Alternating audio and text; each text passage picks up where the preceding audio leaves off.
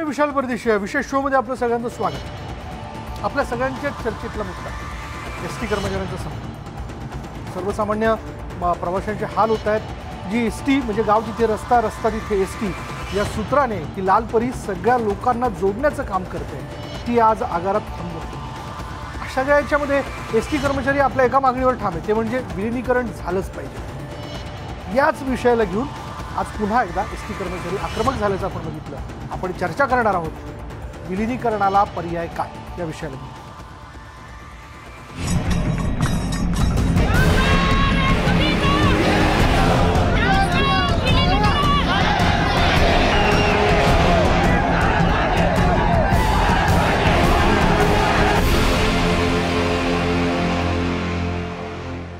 बरं, या विशेष भागामध्ये आपण सुरुवात करूया आज नेमकं काय घडलं या बातमीने। एसटी कर्मचाऱ्यांचा संप अजूनही सुरूच आहे। एसटी कर्मचारी विलीनीकरणाच्या मागणीवरून आक्रमक झाल्याचंच बघायला मिळालं। एकीकडे विलीनीकरणाच्या निर्णयाबाबत समिती निर्णय घेईल असं परिवहन मंत्री अनिल परब यांनी स्पष्ट केलं, तर कमिटीच्या अहवालावर सरकार सकारात्मक चर्चा करेल असंही परिवहन मंत्र्यांनी सांगितलं। विलीनीकरणाच्या मुद्द्यावरून एसटी कर्मचारी ठाम आहेत आणि सरकार कमिटीच्या अहवालाकडे बोट दाखवत आहे। त्यामुळे एसटी कर्मचाऱ्यांच्या संपाचा तिढा सुटणार कधी असा प्रश्न निर्माण झाला।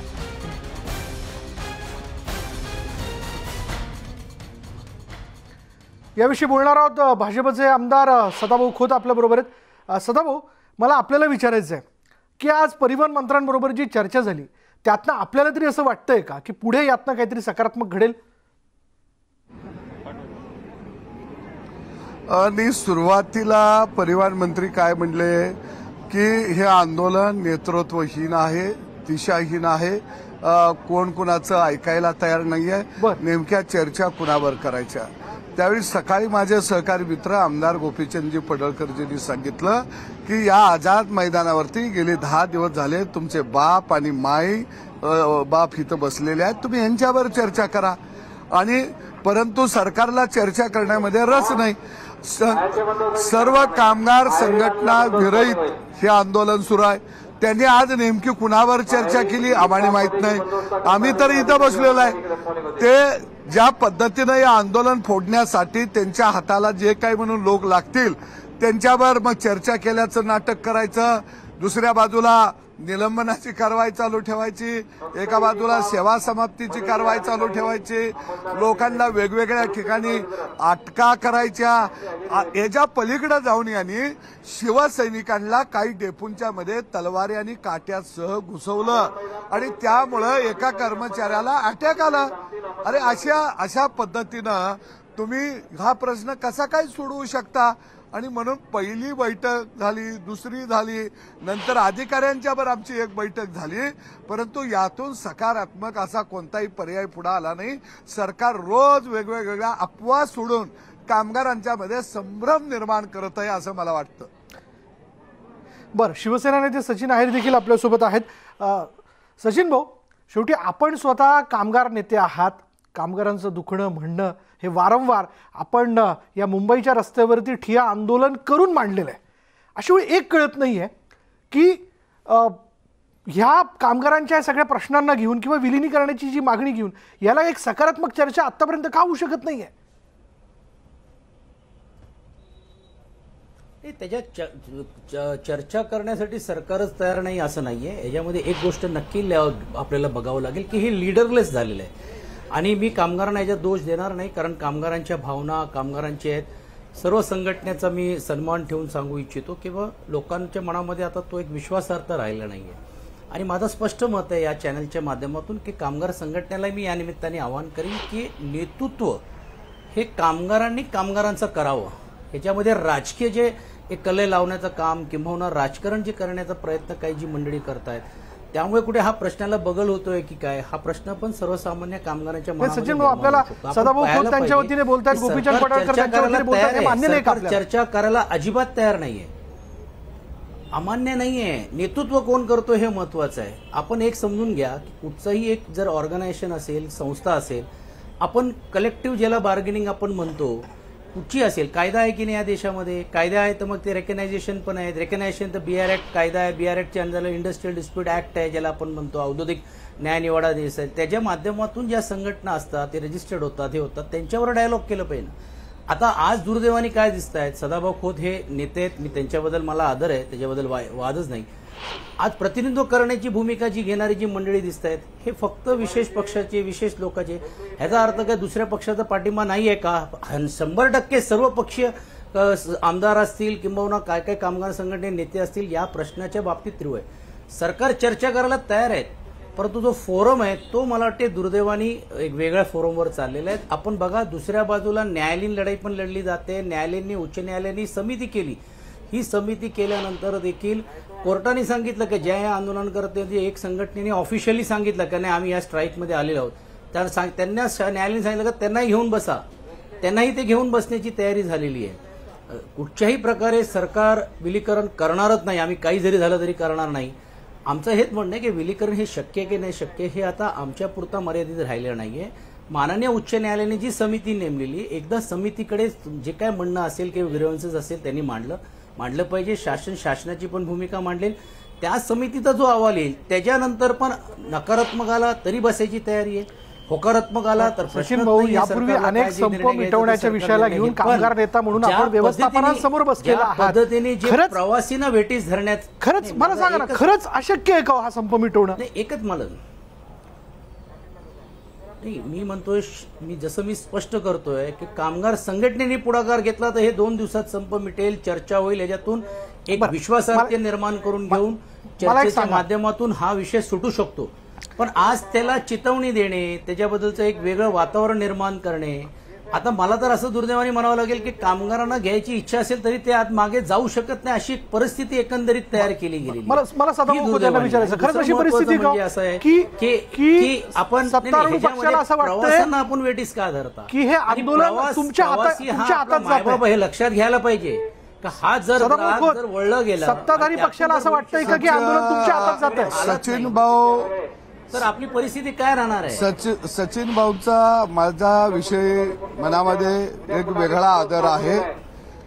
एक धडाडीचं उमद आणि कर्तृत्वान नेतृत्व म्हणून मी सचिन भाऊंच्याकडे पाहत आलेलो आहे, ऐकत आलेलो आहे.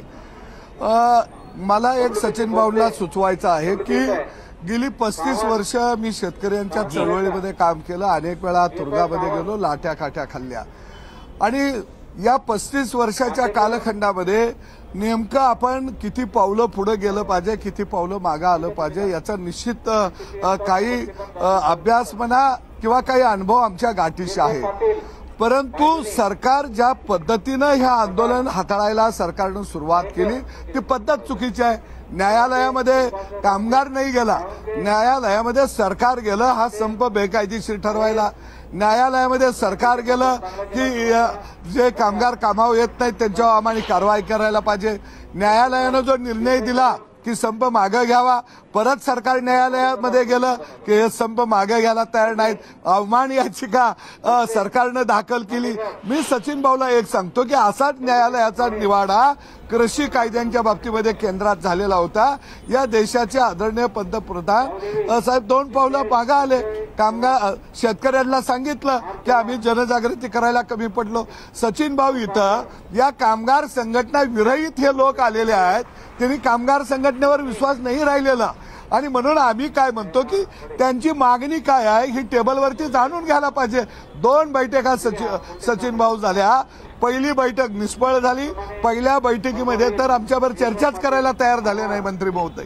दुसऱ्या बैठकीमध्ये आम्ही काही चर्चा केली, 2 पावलं पुढे जाऊया म्हटलं, दुसऱ्या दिवशी बसायचं ठरलं. मी आता सचिन भाऊ माध्यमाच्या माध्यमातून आपल्याला सांगतो, मी स्वतः 2 दिवस झालं परिवहन मंत्र्यांना शोधतोया, 2 दिवस झालं त्यांच्या ट्रेपासून ओल्टीपासून फोन करतोया, 2 दिवस झालं परिवहन मंत्री मला मिळायला तयार नाहीत.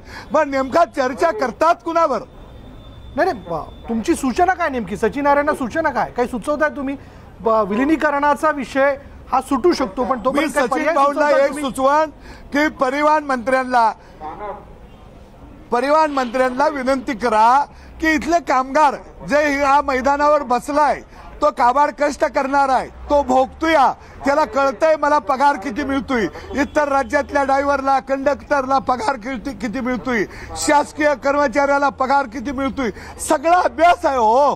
तुम्ही बोलवा, आम्ही राहून दे गोपीचंद पडळकरला, राहून दे सदाभाऊ खोतला, सचिन भाऊ तुम्ही नेतृत्व करा आणि या माझ्या भोळ्या भाबड्या कामगाराला न्याय द्या. सचिन भाऊ आम्ही तुमचं स्वागत करतो आणि तुमचं स्वागत करून गावाकडे जातो. नाही हो क्रेडिटचा प्रश्न, सदाभाऊ आयुष्यामध्ये लढला, क्रेडिटसाठी कधीही लढला नाही.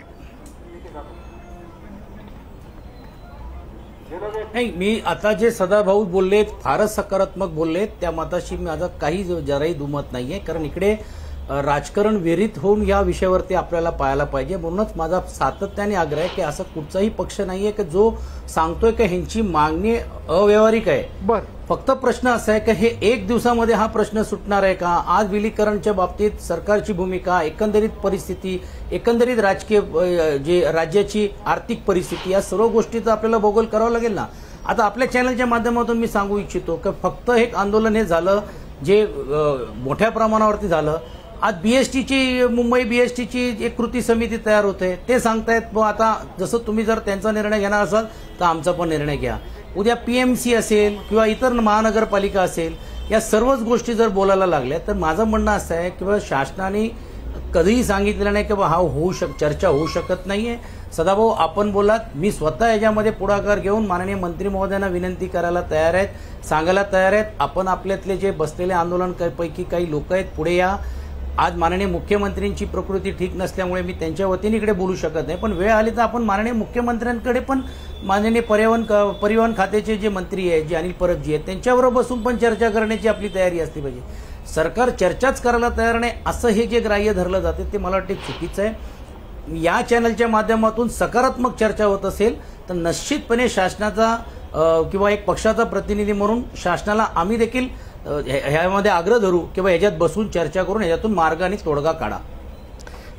सदाभाऊ एक पाऊल पुढे आहेत आपण, पडळकर आणि शिवाय या कामगार संघटने, पण यांच्यातलेच काही महत्त्वाचे प्रतिनिधी ज्यांच्या शब्दाला खरं तर तिथे अंतिम शब्द म्हणून मानला जातो, त्यांना गठीत करून आपण चर्चेसाठी पुढे येणार का? सरजी मी तुम्हाला सांगेन की कामगार संघटना ह्या कामगाराच्या बाजूनं नाही आहेत. कामगार संघटना हा संप मोडायला प्रयत्न करत आहेत. हे कामगार जे आलेले आहेत ना, हे कामगार संघटनेला सोडून आलेले आहेत. त्यामुळे आम्हाला कामगार संघटनेची काही भीती नाही आहे. आमचा जो कामगार आहे ना, मला विश्वास आहे त्याला योग्य न्याय मिळाला तर हा कामगार आमचं ऐकू शकतो, ह्याचा मला विश्वास आहे. कारण 10 दिवस त्यांच्यावर उघड्यावर आम्ही झोपलूया, तिने आणलेले मीठ भाकर आम्ही खाल्लीया. लय प्रामाणिक आहे हो कामगार. दुसरं मी तुमच्या माध्यमातून एक उलगडा करतो, सचिन भाऊला माहीत असावं म्हणून. अधिकाऱ्यांच्या टेबलवरती काय चर्चा झालेल्या होत्या.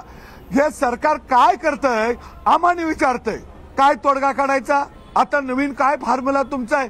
जर डॉक्टर आम्हाला विचारायला लागला तुझ्या पोटात दुखतंया, कुठली गोळी द्यायचं, कुठलं औषध द्यायचं, सलाईन कुठली लावायची, मग तू डॉक्टर कशाला झाला बाबा. आम्हाला जर कळत असतं तर आम्हीच गेलो असतो ना तुमच्या जागेवरती.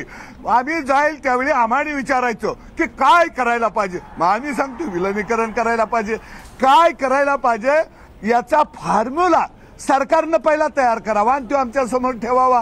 ह्यो सुद्धा ठेवायला तयार नाहीत. आणि तो जर फॉर्म्युला तुम्ही ठेवणार नसाल आणि आम्हाला झोलवणार असाल तर हे बरोबर नाही. मला एवढंच या निमित्ताने म्हणायचं किंवा या सर्व गोष्टी चर्चेच्या माध्यमातून जर मार्ग काढून, जसं सदाभाऊ बोलतायत कामगारांची भूमिका आहे ती चर्चा होऊ शकते ना. पण एका बाजूला तुम्ही प्रवासींना वेटीस धरायचं, 17 दिवस हे संप चालवायचं, विलीकरणचा निर्णय होत नाही तोपर्यंत आम्ही संप मागे घेणार नाही, असा हा कुठेही कुठच्याही देशामध्ये राज्यामध्ये होत नाही ना. पण सचिन अय्यरजी, आज शेतकऱ्यांनी आंदोलन केलं त्याचा उल्लेख सदाभाऊ करतायत, पण याचा अर्थ काय त्यांनी शेती बंद करून केलेलं असं नाही ना. आज ज्यांनी, माझं वैयक्तिक मत आहे किंवा ह्याच्यामध्ये त्यांनी तो संप स्थगित करा. मी हे म्हणत नाही किंवा संप तोडा, संप स्थगित करा, शासनाबरोबर चर्चा करा, त्याच्यातून मार्ग निघाला तर सरकारचा स्वागत करा. सरकारकडनं मार्ग निघाला नाही तर त्यांना तो हत्यार परत वापरण्याचा अधिकार आहे ना.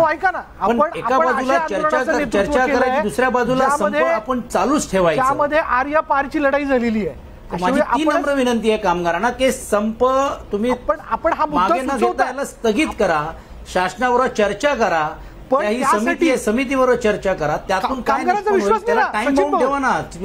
विश्वास विश्वासात घेण्याच्या दृष्टिकोनातून सरकार असं काही सकारात्मक प्रस्ताव का तयार करत नाही. कोर्टावर अहो ज्यांच्याकडनं आपल्याला जर अपेक्षा आहे, जे प्रश्न सोडवणार आहेत त्यांच्यावरती जर विश्वास नाही असं तरी जर बोलत असतील तर मला वाटतं ते चर्चेलाही अर्थ राहणार नाही ना.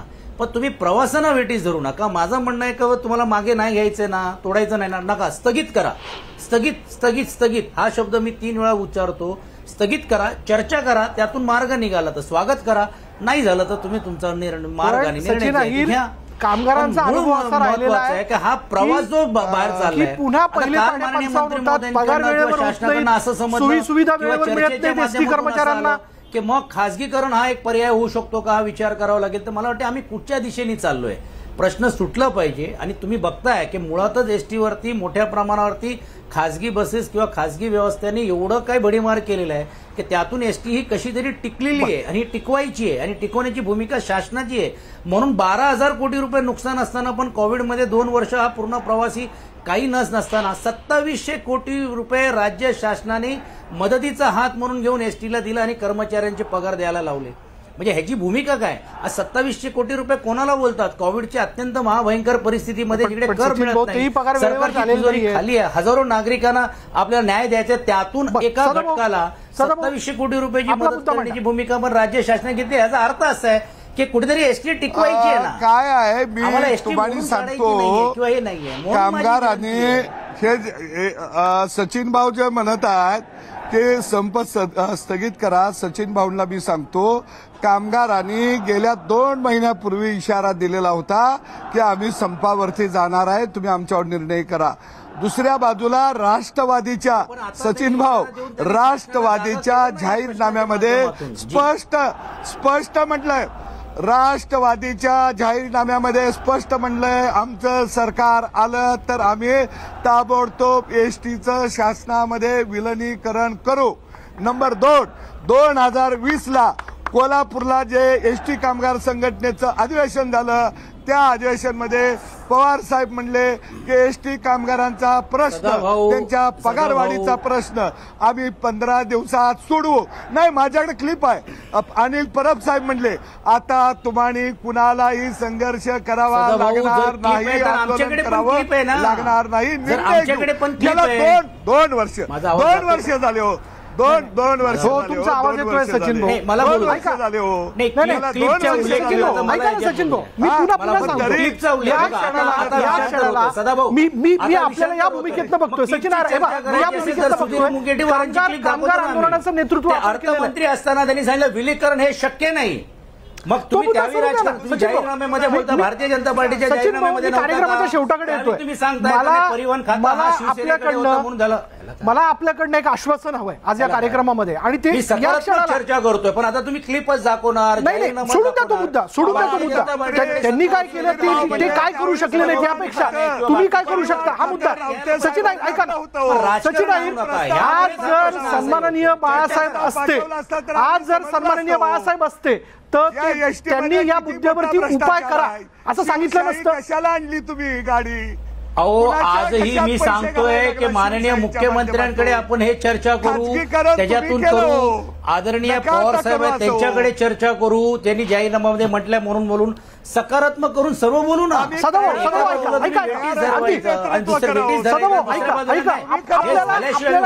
कामगारांसाठी उपाय काढायचा आहे सदाभाऊ. 1 मिनिट सचिन भाऊ, मला शेवटचे काही उल्लेख करणं शर्मा हे राजकारण आहे का? सचिन अहिर, अगदी शेवटचे काही सेकंद मी तुम्हाला देतोय. आम्ही म्हणतो आम्ही तुमच्या बरोबर येऊन चर्चा करायला तयार आहोत. माझ्याकडचा वेळ संपलेला आहे. सचिन अहिर यांनी सांगितलेलं की चर्चा करायला तयार आहोत, तुम्ही ठरवा. खरं नाही, चर्चा करायला तयार आहोत असं ते म्हणतायत. बघा, अजूनही ठरवा, वेळ गेलेली नाहीये. तुटेल इतकं ताणायचंही नसतं. कुठलंही आंदोलन कुठल्या मुद्द्यापर्यंत किती चर्चा करा मर्यादेपर्यंत न्यायचं याला देखील काही सीमा असते. आपण विचार करूया. मी आपल्या दोघांना धन्यवाद देतो. माझ्याकडे वेळ संपलेली आहे.